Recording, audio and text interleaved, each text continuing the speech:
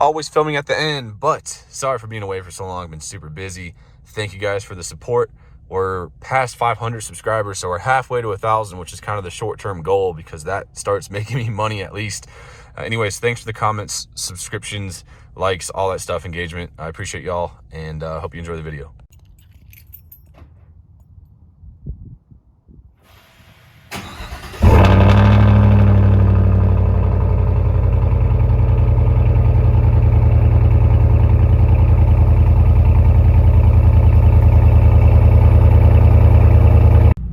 What is up, y'all? Welcome back to the channel. I know it's been a while. I've just been super busy moving again and some other stuff. But anyway, welcome back to the 2021 Silverado Custom Trail Boss, old son.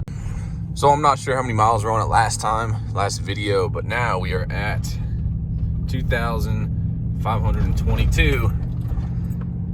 I'm pretty sure last time it was around 1,000 or something. So drive the truck a lot, almost to 3,000, but I figured I'd do a 2,500 mile update on this truck. But first, we need to put some gas in her. We need to wash her a little bit, and then we'll go over everything. Somehow I managed to skip every gas station on the way out of town. Anyway, we're going to the KTM dealer right now, but we'll do some inside talk about this truck and a 2,500 mile update. First off being, have I had any issues with it? Absolutely zero. No check engine light, tire pressure, any kind of warning light that could come on, any kind of issue with the truck, nothing there. The transmission and motor feel totally perfect. I am running the range AFM disabler on this truck. I put it in with like 100 miles on it, so it's never really run in cylinder deactivation mode. Got a K&N cold air intake. I didn't even film that because I have it on the other truck, and it took me like 20 minutes to do. We can go over that though. We'll go over all the stuff on the truck from outside view, but just in terms of drivability, I mean, everything feels great. And the great thing about this truck is there's really nothing to break on it. You know, other trucks have air suspension and all the fancy stuff. I mean, it's pretty minimalistic. Obviously, it's still very computer controlled as new vehicles are, but no heated stuff to break. I've said that a million times. No air suspension to break. With the AFM disabled, the lifters aren't going to break. The 5.3 motor's been around forever. It's in my 2002 Suburban, and zero issues with that ever as well. Additionally, transmission 6L80, has its ups and downs. People can say good and bad things about it, but it's in this truck, and I've had zero issues with it so far. All this with a grain of salt, because I really hope it wouldn't break after 2,500 miles, but I know people that have had issues with air suspension and lifters after like 3,000 miles in their vehicles. Granted, we're not there yet, but Only complaint still is the speakers, which we might do something about today. Additionally, people have been asking fuel economy. This average computer thing is saying 15.4, which is more than the black truck. And if you follow the black truck had an 8-speed transmission on it. This one's a 6-speed, so I feel like it should be worse. It's running a slightly bigger lift and same wheels and tires, and same intake. So we're getting 15.4, and that's not terribly accurate because I do have the larger tires on here, so everything gets thrown off a little bit. So it could even be slightly better than 15.4. But I'm gonna go look at motorcycles real quick, and then we'll be right back to this Johnny. Additionally, this detector is new, but it gives me the opportunity to show you all what I mean in terms of speedometer being off. So 60 mile an hour. And I don't know if it'll pick it up because the refresh rate, I don't think it will. But that has a GPS speedo built into it. So right now we're doing 60, and that's reading 65. But yeah, I said it in my other video. There's nothing about the RST or a higher trim level that I miss. We have a Platinum F-150 at work. I mean, it's nice. It's a great truck.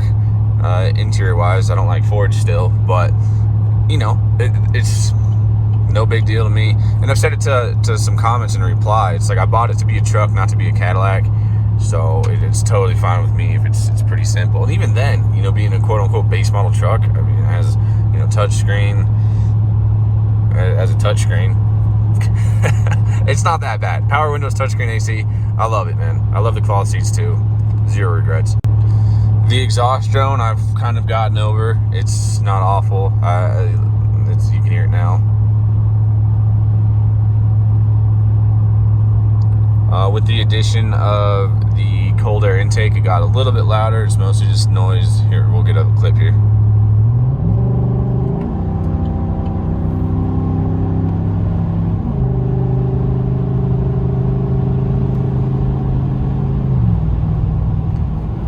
It's mostly just extra noise from the engine bay rather than exhaust. In the black truck, it was super noticeable when I put that on. In this truck, I couldn't really tell. If you gave me, you know, back to back with it on, with it off, I don't think I'd be able to tell you. I could hear a huge difference.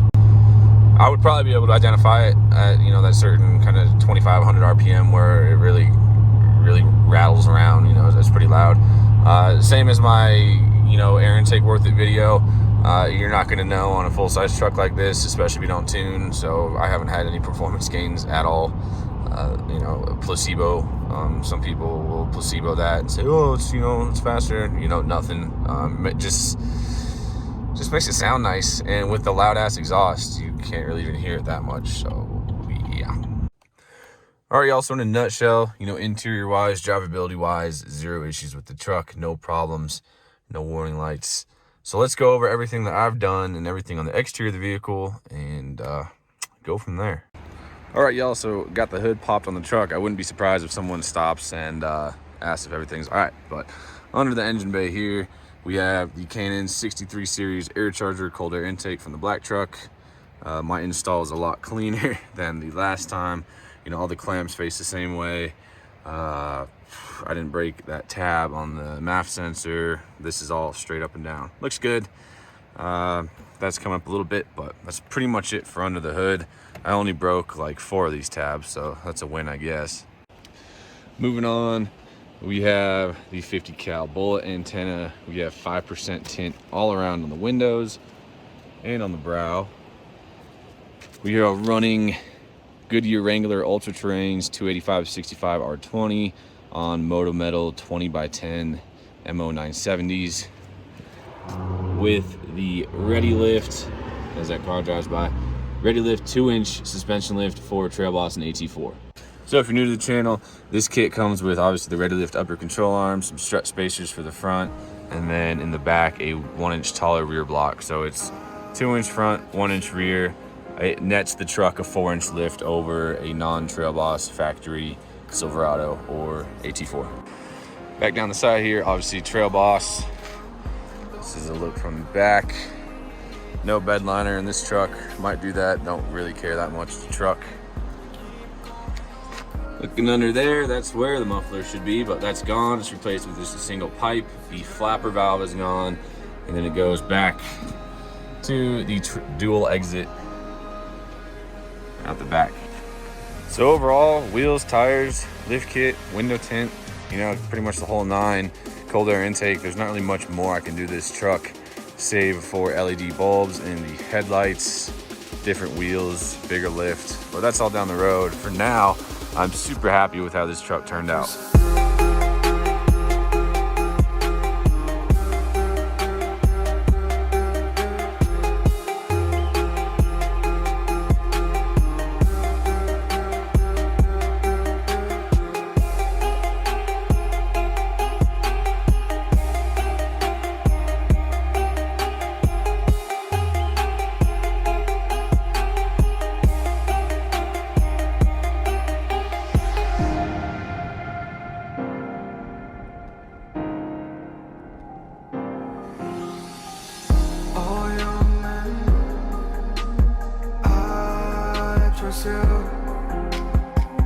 Go for your dreams, 'cause he's a truck.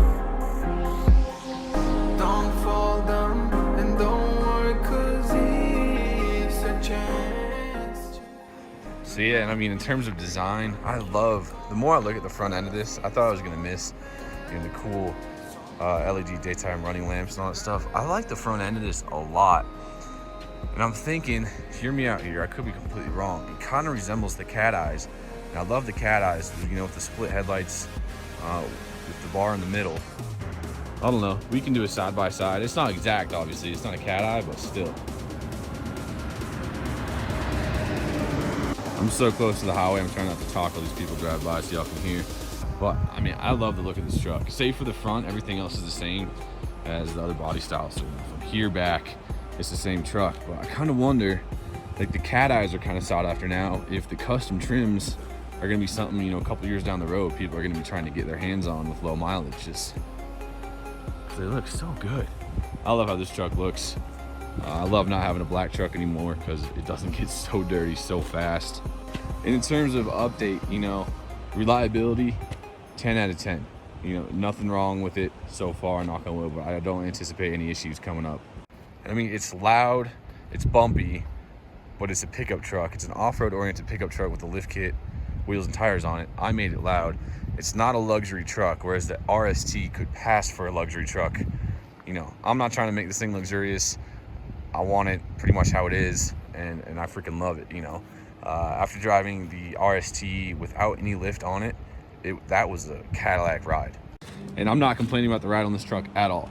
I'm just saying the stock RST, no lift kit, the loaner that they gave me, it rode super smooth. Highway, nice and smooth. Felt like a nice, you know, felt like a sedan almost. This thing's bumpy, but who cares? It's got a lift kit. It's got 2 lift kits on it pretty much. Big wheels, big tires. My tires are aired up to like 45 PSI also. Not complaining, just stating. Definitely not a luxury truck, and I'm 100% okay with that, especially factoring in the interior amenities. And I mean, this paint color too, it's pretty clean. Look how sparkly that is. It's awesome. I love it. Looks good in the sun. Anyways, a little dirty. I got stuff back here, but you know, ample room. Same as the black truck. Cloth seats.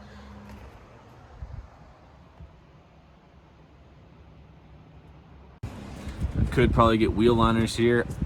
It's not a great look to be able to see, you know, through the bed like that, but part of me kind of likes it. I don't know. We'll see.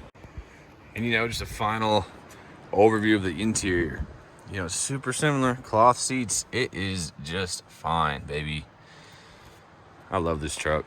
So back inside as it disappears. I was trying to get y'all. There we go. 72.1 hours, 2,543 miles. One more interior look around. You know, center console flips up. I love this truck. I don't regret my decision. In the 2,500 miles, probably about a month-ish that I've had it. The more I drive it, the more I like it. And that is an awesome feeling to have when you buy a new vehicle, because it can either be total buyer's remorse or you love the thing. I love this thing, and the way GM's going and everything, this might be the truck that I kind of keep forever, you know, unless something crazy happens, unless I total it, unless someone offers me an absurd amount of money for it. I'm probably going to keep this truck for a long, long, long time. Anyways, it is now 10:18. We're going to go down to the stereo shop and see what they can do about these speakers in this truck, because that is really the only complaint I have at this point. And it's not make or break. I just spent a lot of time in it, so I want the speakers to sound good. Let's see what they can do. But that's it for this video. Thank you all for watching, commenting, subscribing. I appreciate it. If you have any questions, comments, leave them below, and we'll see you in the next one. Just finished filming this, but I realized I've never floored the truck on the channel yet because I was still breaking it in. So here we go. I'm gonna pull out here so I don't spin tires everywhere, but